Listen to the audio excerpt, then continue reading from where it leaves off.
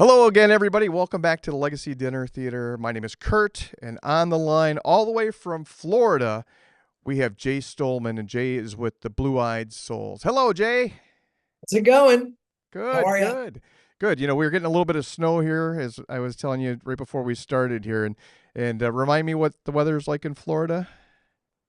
It's a chilly 82 degrees right now, sunny, not a cloud in the sky, and that is why I moved here. Yeah, good for you. You're smart, very I'm smart. a New So, Englander. I'm from Connecticut originally, and I lived in Manhattan for years. But my my background is in New England, and I'm very accustomed to the cold weather. So, yeah. you know, get it.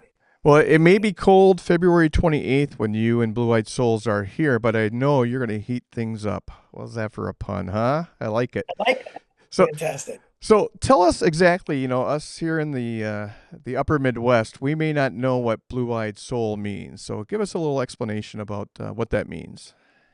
Well, Blue-Eyed Soul is considered to be a genre of music.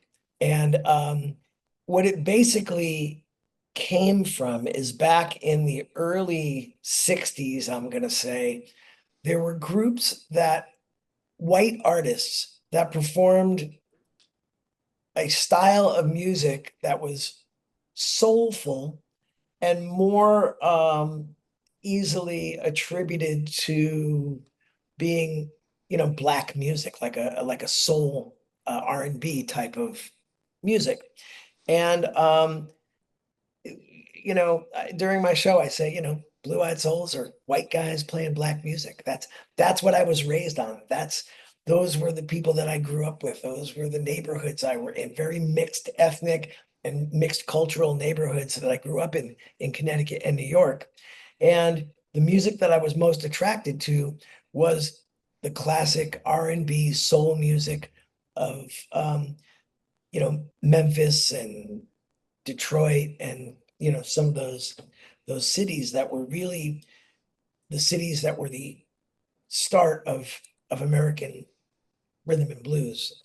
Yeah. So that's where my heart is. That's where my passion is. And throughout my career, I've had the honor of performing with more R&B soul groups than anything. I've worked with James Brown, Wilson Pickett, The Temptations, the Four Tops, on and on and on. When I went to concerts as a kid, I went to see Ray Charles and Gladys Knight and artists like that. Those were the artists that moved me the most. So there is a style and genre of music regarded as blue-eyed soul, and that's attributed to people like the Righteous Brothers, who sang, "You've lost that love and feeling. You're my soul and my heart's inspiration." They were very soulful. Bill Medley of the Righteous Brothers had that very deep, raspy, soulful voice, and Bobby Hatfield, who was his partner, had the high falsetto, and they were the original quintessential blue-eyed soul guys. And then you fast forward a little bit, and you have like the Rascals, who were originally the Young Rascals, and I've had the honor of being a part of that group back in the 80s. I worked with Felix Cavalieri and his Rascals, and then just a few years ago, Gene Cornish, who was the original guitarist and founding member of the Rascals, he and I had a Rascals group that we toured with, and their hits were very soulful. They're not straight rock and roll. They're not pop. Stuff like Good Lovin', Groovin', It's a Beautiful Morning, I've Been Lonely Too Long, uh, How Can I Be Sure?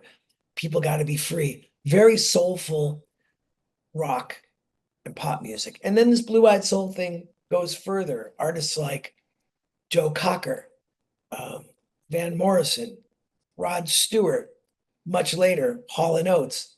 These are all white artists that are considered blue-eyed soul because they're performing soul music, but white artists doing black music. I say that in as simply as I can. That's as simply put as I can put it. And that's what Blue Eyed Soul is all about. Yeah. So, when I do this show, I get to perform music that I love, that I've performed, with the Rascals, with the Temptations, with James Brown, with these other artists. But I also get to tell stories and my experiences of working with some of these great iconic artists. The artists that I've performed with, where I cut my teeth and learned how to do this and learn this music. These are members of the Rock and Roll Hall of Fame. They're Grammy winners. Um, you know, from going way back right up to my most recent tours have been with Jose Feliciano, who is like the attributed to being the first Latin crossover artist. And I can't tell you how many times I've performed Feliz Navidad with Jose. That's We'll that's the bet. big money song. Yeah. So so I have a very interesting career of getting to perform with a lot of artists in the genre that I am bringing out on tour right now. And that's really what this is all about. Yeah, excellent. I'm going to drop a few more names that you haven't mentioned because I did a little research here. People like Diana Ross, you've performed with, Yeah. Blues Traveler, Joan Osborne, Yeah. Johnny Yes. Winter, Peter Yes. Frampton.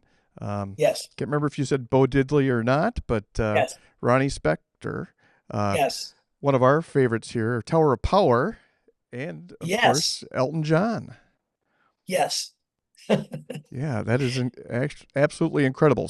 My guess, when you are here performing again Friday, February 28th at the Legacy Dinner Theater here in Wisconsin Dells, you're going to have quite the set list put together for us that day.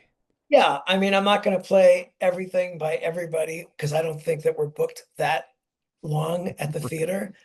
But I'm gonna, what I try to do is I try to keep it within the context of the theme of the show. Like, um, probably won't do any Diana Ross or Elton John songs, but there will definitely be stuff by the Temptations, Wilson Pickett, um, Rod Stewart, the Four Tops, Marvin Gaye, Stevie Wonder, and then some of the Blue-Eyed Soul groups like the Ides of March. Do you remember the Ides of Mm-hmm. March, the For sure. vehicle? And then also one of my favorites is the Soul Survivors, a group out of Philly that I've become associated with, and they did Expressway to Your Heart.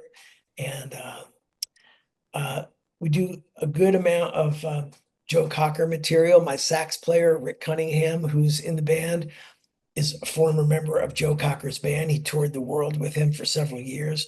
So we bring that to the table. And it's going to be a lot of that kind of stuff, and or material that I do with a very soulful approach. But it's all through that same sort of through that same filter, to keep a consistency and a continuity to the show. So we're not just all over the place. I really do try to keep it in a vein, and there's a purpose to it. It's not an accident. It's all pretty well thought out. Yeah. Well, that's excellent. We are really excited to have you here. Again, that's Friday, February 28th here at the Legacy Dinner Theater in Wisconsin Dells. You can grab your tickets while they're still available at legacydinnertheater.com. Jay, thank you so much for joining us today, and we look forward to seeing you at the end of the month. I am so excited to get out there and do this for you guys and for myself. One thing I always say is that to have the opportunity to do what I do, to be able to play music I love with people I love in fantastic venues that I love. I couldn't ask for more in life. I have the greatest job in the world. We make a lot of people jump around and move, and very happy with what we do. And I'm really looking forward to bringing it to you guys and showing you what we do.